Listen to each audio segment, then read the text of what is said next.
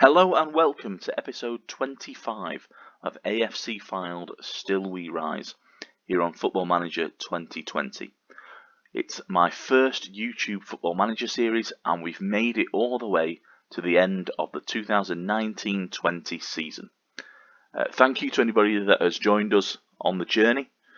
We of course won not only the National League, earning promotion to Sky Bet League 2, but we also managed to triumph in the FA Trophy final just 2 days ago on penalties against Barnet. It's that time of the year now where awards are given out and we can look back over the other leagues and see what happened around the Still We Rise universe. The Player of the Season and Young Player of the Season at AFC FYLDE went to Tom Walker, deservedly so. A vital cog in our midfield. He's made that advanced playmaker position his own and really contributed a great deal. He has the top average rating in the whole division, so richly deserved by Tom Walker. The Manager of the Year has been announced. As you can see, I have won thanks to the league triumph. I'm very proud to take home the Vanarama National League Manager of the Year award, ahead of Harrogate's Simon Weaver and Gary Johnson from Torquay. Now my personal vote went to Alan Devonshire. He is the manager of Maidenhead United, and the reason for that is because we suffered only 2 league defeats this season, both of which came to Maidenhead. So I felt that Alan had earned that distinction and my vote should go to him. The 2 playoff finalists, Barnet and Aldershot, their managers don't feature, interestingly. The Player of the Season for the National League went to Josh Umara, top scorer, 30 goals to his name for Ebbsfleet, a young 23-year-old striker, certainly deserving of that honour. He actually earned my vote as well. We had a lot of our own players on that list, which I obviously can't vote for, so Josh was the one that I went for. In other news, Mark Yates has announced that he is intending to retire. Mark has never let us down this season. He's played left wing, right wing, central midfield, not always getting a game, sometimes on the bench, sometimes not in the squad. Doesn't train very well. He's always one that they're asking me to criticise, but when it comes to games, has never let us down, apart from the penalty in the FA Trophy final. I mean, there was that, but let's not hold that against him. So, I'm going to leave him to make his own decision. I'm going to let him retire in just 5 days' time. I thank him for his service, but he wants to retire before he's forced to play at a lower level. He did have a contract for next season.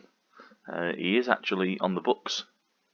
So, yeah, as you can see, until 2021.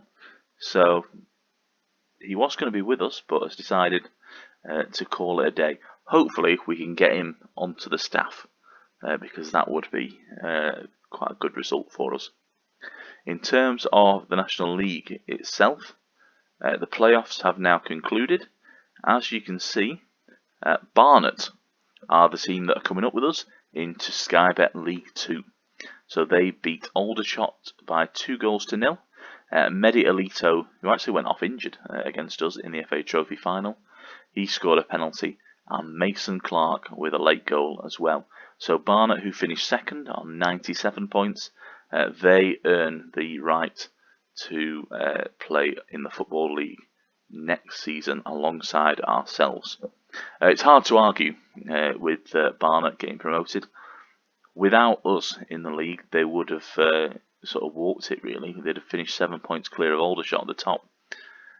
So it's great to see teams in second and third contest the playoff final, but the distinction went to Barnet.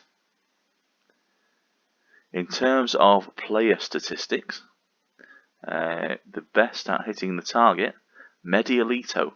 Now, I like him. I talked about him in the FA Trophy final. Really player of some interest if we had a slot on the left wing, I think he'd be one that we'd be looking to sign. Also on that list from the FA Trophy final is Colt Thirst at Barnet. Dave Tarpey, as expected, is there, along with our very own Jack Muldoon. So really pleased to see him earning some plaudits. In terms of goals, Josh Umara, 30 to his name. Kian Harrott, second from Harrogate with 26. And Michael Cheek for Bromley scored 22. Jamie Proctor, our own striker, target man, scored 19. And Jordan Williams with 17. Surprised not to see Scott Quigley here from Barrow. I'm assuming he must have scored, well, 12 or below.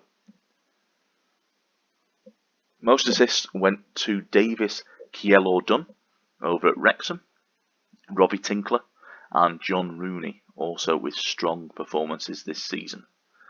The three of them are tied for top spot. Great to see Jordan Williams and Tom Walker on the list as well. Laurie Wilson, somebody I know very well from my days of Bolton in Football Manager 2016. That's currently on A-League FC. Laurie is actually a right back, so we've got 13 assists from back there is certainly impressive. Most distance covered, I don't really tend to pay much attention to those, except obviously that Matty Kozolo has made it onto the list. He's in the top 4 for dribbles per 90 minutes. Kozolo has been positioned as an attacking winger this season, so it only stands to reason that he's got so many dribbles to his name. Jordan Williams and Mark Yates, who play on the left wing, have sort of alternated their roles quite a lot, either from winger or inverted winger or inside forward, especially when Yates is on the field. In terms of key tackles, we've got 3 of our boys. So Alex Whitmore, Carl Jameson and Luke Burke, all in the top 8. Not sure if that's a compliment or not. I do think it's perhaps down to poor positioning and then having to recover their position. But I think they'll take the plaudits. Most clean sheets went to Scott Loach, 24 clean sheets in 45 games and only 34 conceded. So really impressive by the Barnet stopper. I did talk about him in the FA Trophy final. Really impressive goalkeeper.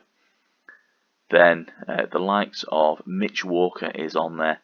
Mitch is somebody that I've looked at this season. Sent the scouts round to have a look. James Montgomery, their joint 4th with 17. This young player, Ashley Maynard Brewer, he was on loan at Dover from Charlton, I believe. He was indeed. But is now transfer listed. I thought he looked quite good. He certainly did for Dover when we played them, because he kept a good clean sheet. As you can see, I have issued our scouts to have a good look at him. The least conceded, that was by Liam O'Brien, just 28 goals in 33 appearances for Yeovil. Maynard Brewers on that list again, as is Scott Loach and James Montgomery. Sam Slocum, Notts County, makes an appearance, as does down in 8th, Mitch Walker. You can see the same sort of teams appear on that list. It's teams generally around the playoff picture. Then we've got, in terms of yellow cards, we're going to have both Luke Burke and Carl Jameson on this list in the top 5. They do tend to draw the ire of the referee. Average rating, that is held by, top spot is held by Tom Walker there. We've actually got 4 of the top 6 and 5 of the top 9, if you include Carl Jameson down there. So a series of really good performances from the boys. Can't fault them much.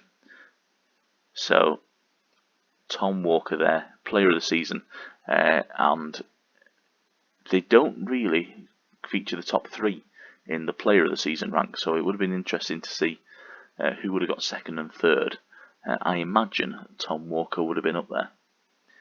As we are at the 1st of June, I think it's a good time to have a look around and see what happened in the other leagues. So we're going to start with the FA Trophy, because if I do that, that means that I'm not giving anything away scrolling through the results.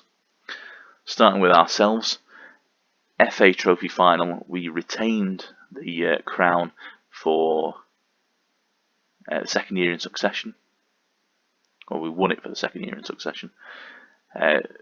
First, we beat Leyton Orient last season, and now Barnet on penalties. That was in the last episode. If you haven't seen it, the game's not brilliant, but who doesn't love a penalty shootout? And especially when my pain is encapsulated over the top of it.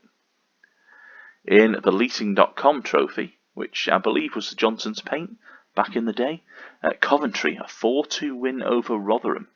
So impressive stuff from Coventry. Hopefully for them, they've gone through so much in recent times. Hopefully there's a resurgence coming for that club. They won out over their League One rivals, Rotherham. Community Shield right at the start of the season. That was won by Manchester City over Liverpool. Not the last time we will see those two clubs contest a major final this season. Always good to get a big win on the board early doors. In the Carabao Cup, surprise win here for Bournemouth. They defeated Chelsea, giving Eddie Howe silverware, and kind of, as we'll see, masking Bournemouth's season. They didn't have a great campaign in the Premier League, so to win this one against Chelsea, Callum Wilson getting a goal in extra time. Good performance as well from Dominic Solanke, perhaps defying his real life form. And Ross Barkley with the response for Chelsea. So he'd levelled it up in the 83rd minute, only for Callum Wilson to strike and get the decisive goal there.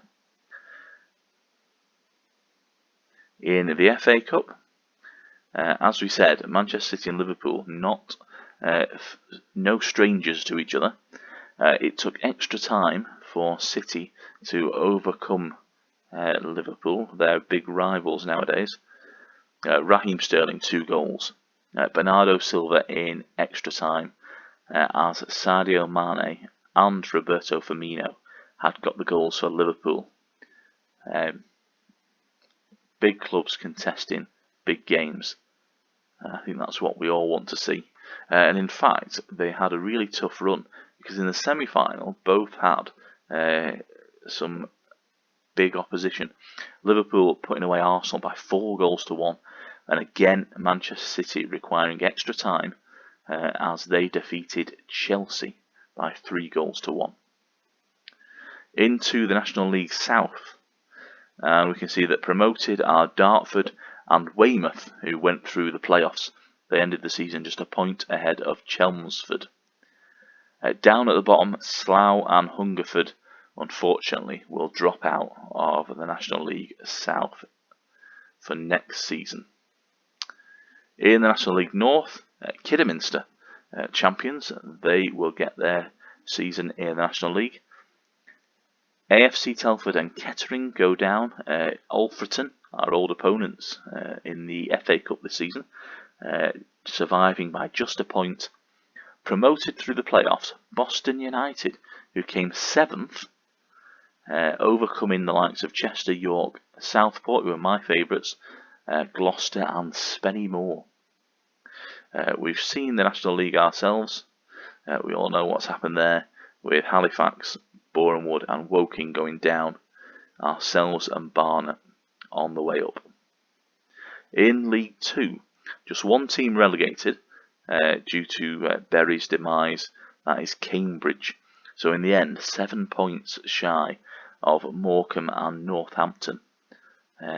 Salford, their first season in the Football League, 12th, so that's fairly impressive. I mean, if we could do that next season, I think I'd take that. Scunthorpe United champions. Colchester Forest Green promoted automatically. and then Crewe through the playoffs. They defeated Bradford City, I believe, just a few days ago. Into League One. Now, the playoffs between Ipswich and Oxford, for some reason, that has been the latest to take place. It only took place on the 30th of May. Not sure why. Possibly Wembley was busy. Relegated, unfortunately, Bolton. AFC Wimbledon and Southend. Really unlucky for Bolton. With a 12-point deduction, they managed to get themselves to 41 points and just 4 behind Tranmere Rovers. Up at the top, Sunderland, the biggest club in League One by miles. They've gone up with Rotherham, who are also a former Championship side. And then, of course, Oxford had defeated Ipswich in the playoffs. Both ended the season on 75 points. In terms of our local rivals, Blackpool in 11th and Fleetwood there in 17th. Hopefully, we can get ourselves up into League One so that we can play these boys. We will, of course, play Bolton next season in League 2. In the Championship, and the league featuring so many former Premier League sides, 3 of which have gone down, Charlton, Barnsley and Wigan, all relegated to League One. Obviously, Wigan have got such issues at the moment around in their ownership and finances, so I suspect they will also be relegated in real life to League One. So that's going to be quite similar. Local sides like Blackburn in 9th, Preston 17th. But up at the top, we've got Fulham, Leeds and Huddersfield went through the playoffs. So they defeated Brentford in the playoff final, the most lucrative game in professional football, I believe. But great to see Leeds go back up. Although, I should say, Marco Bielsa is not their manager anymore. He actually moved on to Wolves during the season, which means that Quique Sanchez Flores, one of the most handsome men in all of football, has taken over at Ellen Road. But he has steered them successfully to promotion by 6 points ahead of West Brom. In the Premier League, the winners were Liverpool. Oh yes, art imitating life. They won by 3 points, so maybe not as close as it's... a lot closer than it is than in real life. Manchester City second, and then it's sort of the established top 6, I suppose, or old school top 6. City, Tottenham, Chelsea, Manchester United and Arsenal qualify for the Europa League. Burnley just miss out by a point. So unfortunate there for Sean Dyche, who I believe is still the Burnley manager. It's always worth checking these things because you're never quite sure. He is indeed still the boss at Turf Moor.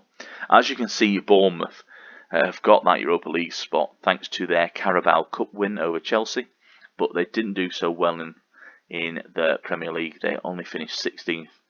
Brighton survive by 1 point, just one, above Sheffield United, Norwich and Crystal Palace, all going down. There is an extra Champions League spot in England, so that would tell me that one of them has either won Champions League or Europa League. Just before we look at that, we're just going to have a quick look in Scotland. I didn't load everything up in terms of Scotland. What's it called? Not helping me. Let's do League 2. Sky Bet League 2 now. In fact, we'll cheat our way in. Where is my leagues in focus? Ah, here we are.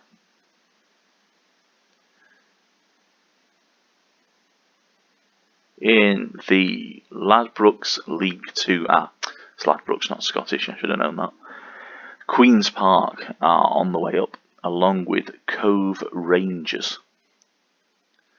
In Ladbrokes League 1, we've got Falkirk, going back to the Championship, along with Wraith, East Fife and Stranraer. Stranraer, they are relegated. Dumbarton, who have one of the most picturesque grounds in all of the United Kingdom, 7th there. So they'll hope to mount a challenge next season.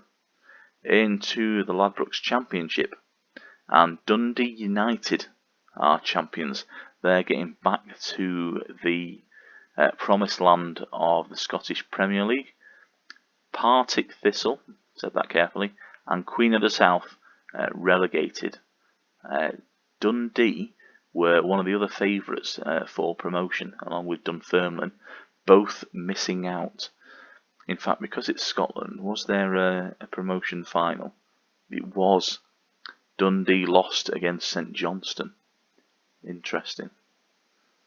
After having... Oh, and Wraith had to beat Partick Thistle. Okay, I don't understand that. It's Scotland, so who knows what rules they've got over there. Celtic are Scottish champions, ahead of Aberdeen, and then Rangers only in 3rd. Not what you expected, it, Stevie. Livingston get into Europe by a point clear of Hibernian. Hibernian, of course, who are interested in our goalkeeper, Dan Lavercombe. That'll be interesting. Ross County, the only side to slip out of the Ladbrokes Premiership. They will be playing their season next year in the Championship. Disappointing to see Motherwell and Hearts do so badly. Good clubs, both of them. I do like Motherwell, so I would have hoped that they'd finish a little bit higher. Probably surprising results from Livingston, Kilmarnock in 6th. But looking at the points, you can't argue with it. Scotland, of course, sort of the last third of the season, they split into the top 6 and bottom 6 as it stands. You know, whether that changes for the future with what's happening with reform up there, not sure, but it's quite an interesting one, and sometimes quite difficult to work out, because you can have scenarios where the team in 7th has more points in the end than the team in 6th. Not the case this season, but sometimes it goes that way. In terms of European glory, do we have... I can never remember what Football Manager calls these trophies. So the European Champions Cup went to Paris Saint-Germain. Oh, the culmination of a dream. The French side, who have been desperate for European success, they have won it over Atletico Madrid. So in the semi-final, 2 English clubs got knocked out. So Atletico overcoming Manchester City, and Paris Saint-Germain with a 6-1 aggregate triumph over Tottenham. So 2 English clubs doing well to get to the semi-final, but no further. In fact, Liverpool were also knocked out in the quarter-final stage by City, renewing the old rivalry there from the other finals. Olympique Lyonnais, they were out by Paris Saint-Germain. Tottenham beat Valencia, and Barcelona eliminated by Atletico. So 3 of those ties were sort of all-country ties from the same nation, with Liverpool City, Lyon Paris, and Barcelona Atletico. I wonder if we can have a look at the Europa League. Manchester United won it. That would explain why they've got that extra Champions League place. That makes sense. So they defeated RB Leipzig in the final, the German club. I wonder who they came through in the semi-final. 2 Italian teams. So we saw 2 English teams eliminated in the semi-final of the Champions League. Here, it was 2 Italians. So it was Inter Milan, narrowly beaten by Manchester United, and Roma, only eliminated on away goals by Leipzig. Into the quarterfinals. Inter put out Arsenal. So another English club not making it through. Manchester United overcame Sevilla. Red Bull Leipzig. Can I say Red Bull Leipzig? RB Leipzig. with a shock win over Real Madrid. 4-0 though. That's impressive. And then Roma defeated Borussia Mönchengladbach. If you're a regular viewer, you cannot not fail to be impressed by me getting that name right, because that almost never happens. I'm not sure what the Euro Cup 2 is. Answers on a postcard. Oh, hosts are Holland. So, is that an international cup? Be that as it may, Liverpool won the European Super Cup earlier in the season as they overcame Chelsea, but only on penalties. Oh, not helpful, isn't it?